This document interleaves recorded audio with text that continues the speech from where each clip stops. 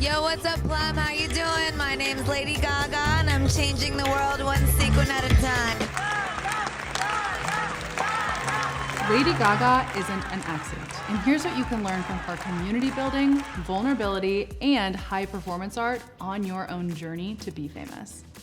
Lady Gaga has an incredible story with a turning point you're not gonna believe. But before any of that ever happened, she was just known as Stephanie at NYU.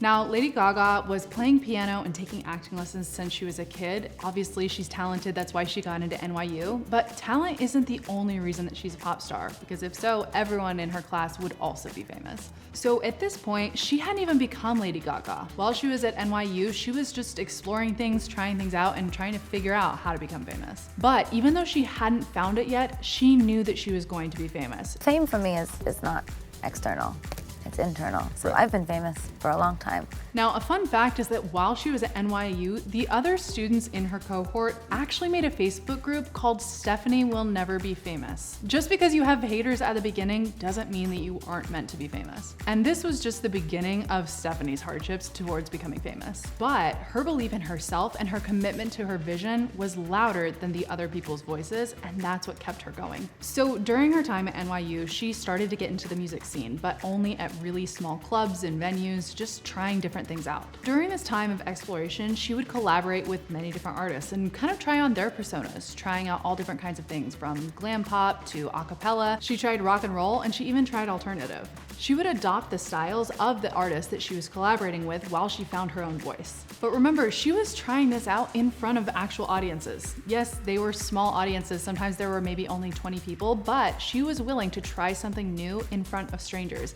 And that's the level of vulnerability that it takes if you want to find your unique voice. Especially if you're just starting, now is the perfect time to be testing and trying out new different styles. Because think about it, if Lady Gaga had to find her voice now with all of these millions of eyes on her, it would be way too risky. She would be risking not only her reputation, but also her entire team's salary.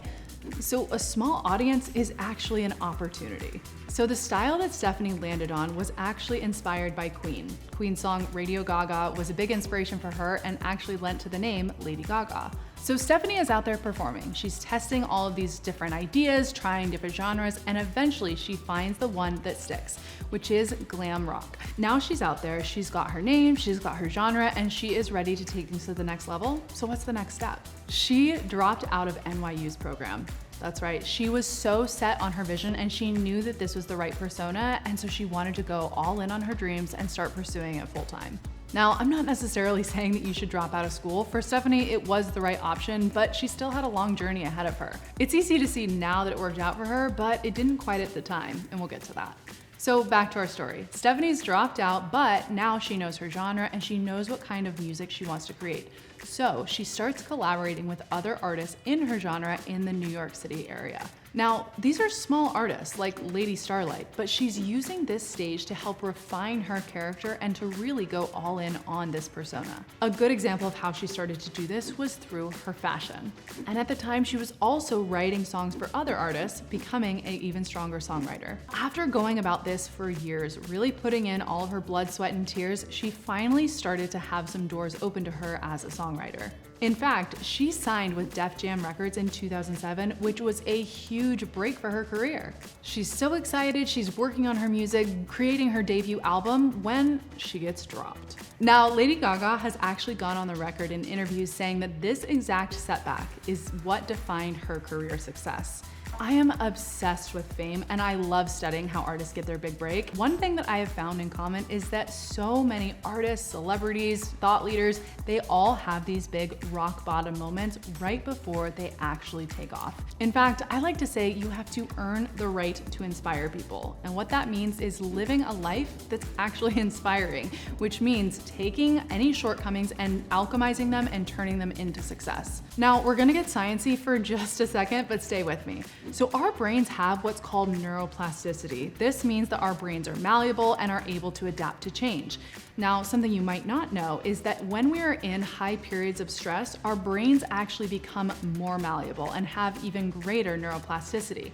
This means that these periods of stress, these rock bottom moments, are actually one of the most important times for you to become a celebrity. So these rock bottom moments are actually a catalyst to the life of your dreams, if you use them correctly. Now, during high periods of stress, most people turn to maladaptive habits. But if you use this time to lock in and create new habits, it can be the most pivotal time of your life. So I want you to think about stress like an injury to your brain, okay? Let's think about building muscle. If you wanted to get stronger and you went to the gym, you would lift weights. And as you lifted even bigger, heavier weights, it would actually create an injury in your muscles, and that repair is when you get stronger.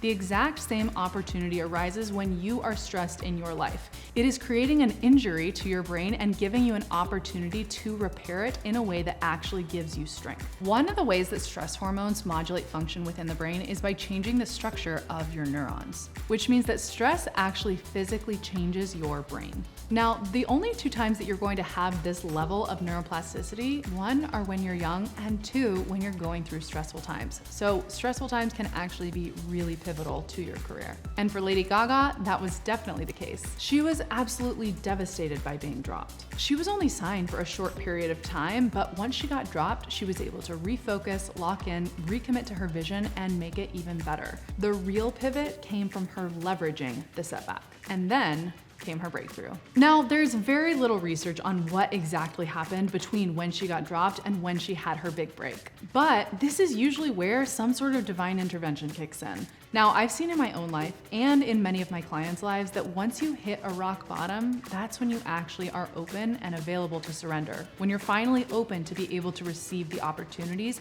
that you know that you're meant for. And for Lady Gaga, that meant meeting and signing with Interscope. With Interscope, she started working on her first album, The Fame. This is the album that had her singles like Just Dance and Poker Face. And if you listen to this album, it is clear the level of passion that she puts into her music, which I would argue wouldn't have even been possible if she hadn't been dropped. She went on to re-release this album with Bad Romance and Telephone, and the rest is history. So what can we learn from Lady Gaga's journey? Her path is just like every other celebrity's.